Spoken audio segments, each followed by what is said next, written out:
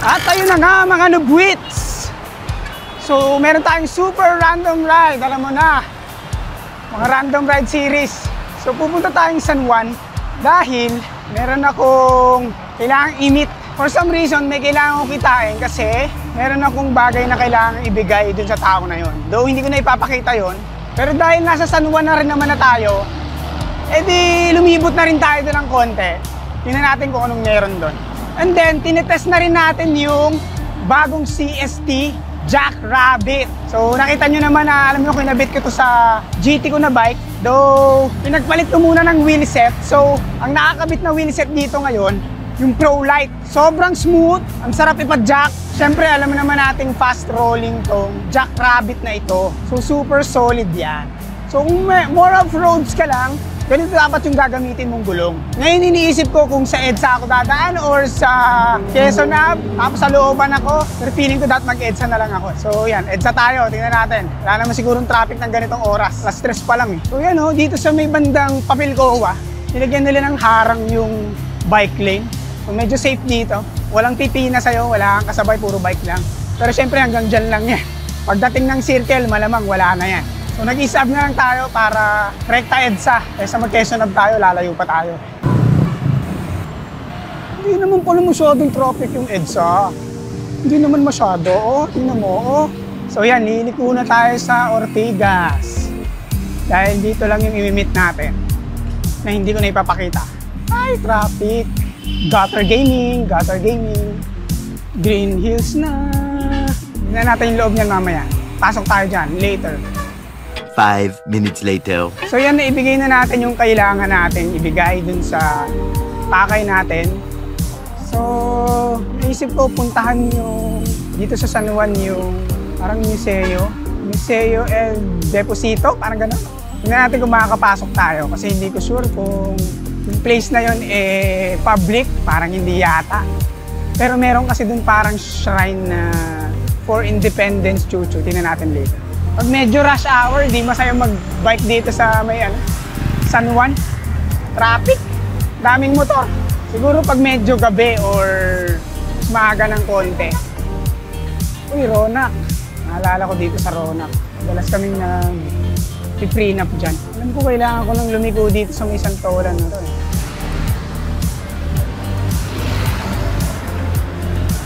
Ahon ah. Ahon po to mga sir. Santolan Town Plaza. Parang nakapunta na ako dito. Hindi ko lang maalala kung kailan. Parang meron kaming shoot dyan. Ah, oo, may shoot kami dyan. Nila Neil. May shoot kami dyan. Parang MPL yata yung shoot namin dyan. Pero matagal na yun eh. Before pandemic pa yata yun. Ito na yata yung museo na yun. Oh. Museo ng Katipunan. Pero parang di ako makakapasok.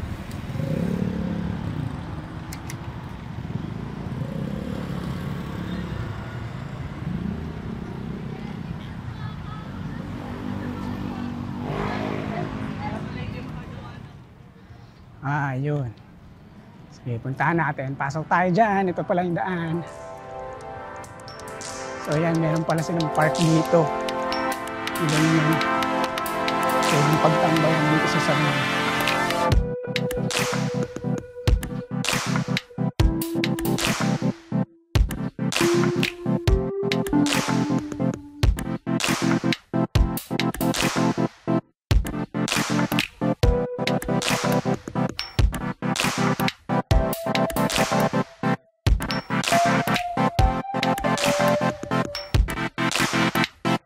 Ito yung City Hall nila.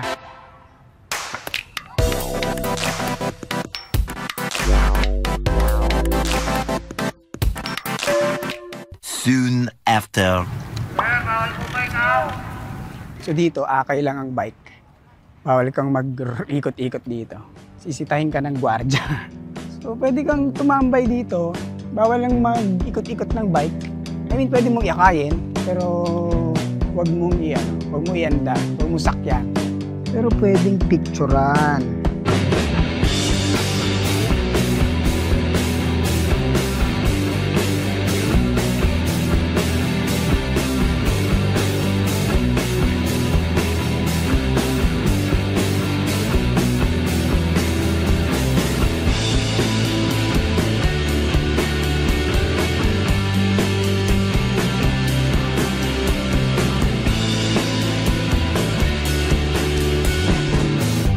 Tatambay lang ako ng konti dito, tapos chill lang muna. Hindi ko alam kung saan ako pupunta ulit.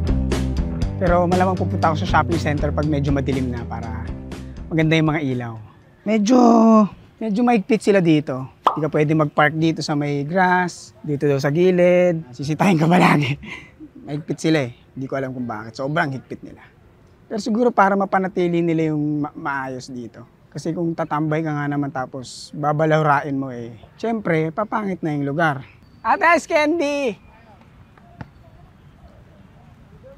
Ate Ice Candy nga. Pinagpapalayas kasi ng mga security guard ng mga bata. Wala pa ako makapagtinda. Ako nga din eh, pinapaalis ako kanina. Pinaalis ka ba? Nandun ako sa grass, bawal. Security guard. Ang gising. So yan, alis na ako dahil sungit nung kwartya. So balik na tayo sa may Green Hills Shopping Center. Tingnan natin kung anong meron doon. Kaso maliwanag pa, maganda din pag madilim eh. Saan ba? Traffic!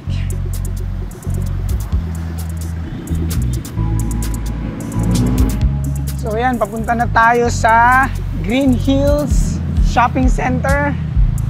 So medyo tumambay muna ako sa may 7-Eleven dyan.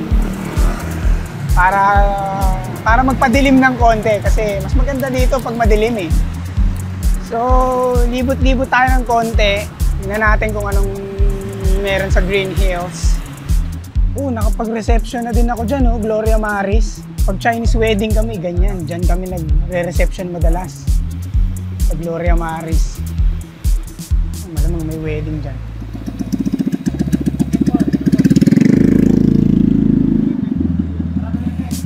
So yan, nandito may mga kainan din pala dito. Kaso yung parang bancheta doon, wala. Mukhang hindi sila nag-open ng Thursday. Malamang Friday lang sila nag-open hanggang Sunday.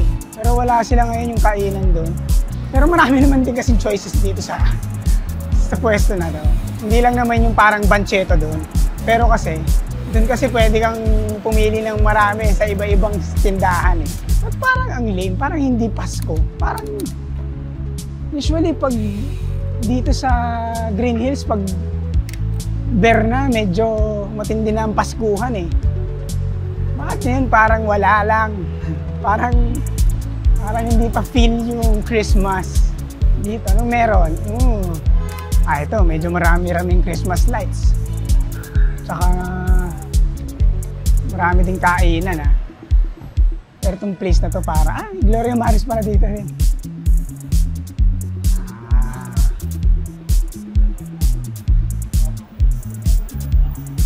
Grabe, hindi ka maubusan ng kakainan dito.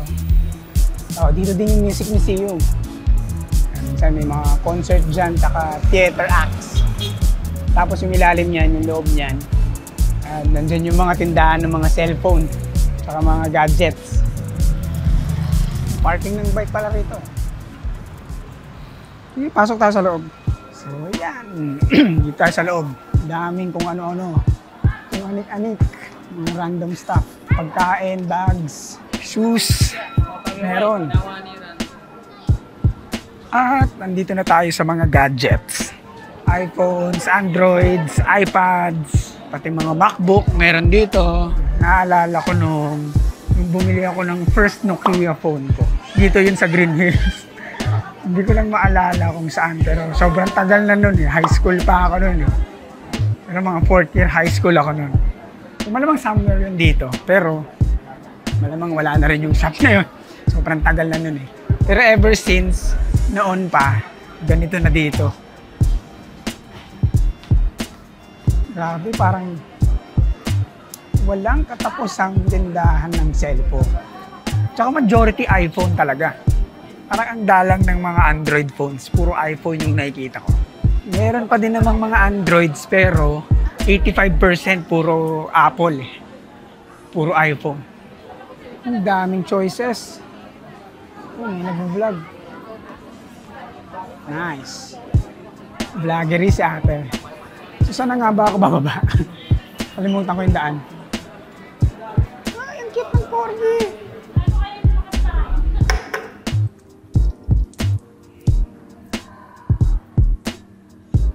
Pag umiikot talaga ako dito sa Green Hills, itong lito talaga ako. Lagi ako naliligaw. Saan ba ako lulusot para makalabas? So, nakapag-decide ako na hindi na ako mag-EDSA. Quezon Ave na lang ako lalabas. So, medyo daan ko is Ortigas hanggang Gilmore, tapos E. Rodriguez. Pamurato. So, yun. Ganun na lang yung ruta ko. Tagal-tagal ko ding hindi nagamit tong bike ko na to. Itong carbon. In fairness, na-enjoy ko siya. Sarap pa rin na may suspension. Dati kasi naka-rigid to. Pero nung may suspension siya, iba talaga. Sarap. Mabuti na lang, malakas yung ilaw natin. May mga place talaga na may ganito madilim eh. Importante din talaga na may dala kang ilaw. Ayan, Murato na tayo. So, liligo na lang tayo dyan, tapos Quezon Ave na. And Quezon Ave na. So, ayan, at least nakapag-random ride ulit tayo. Marami pang kasunod na mga random ride. So, salamat sa pagsama. Kahit walang kakwenta-kwenta itong ride na ito. So, dito na natin tapusin to. Ako nga pala si Nat, na nagpapaalala ang manatiling bike no habang buhay para tuloy-tuloy lang ang pasok ng kaalaman. Alam!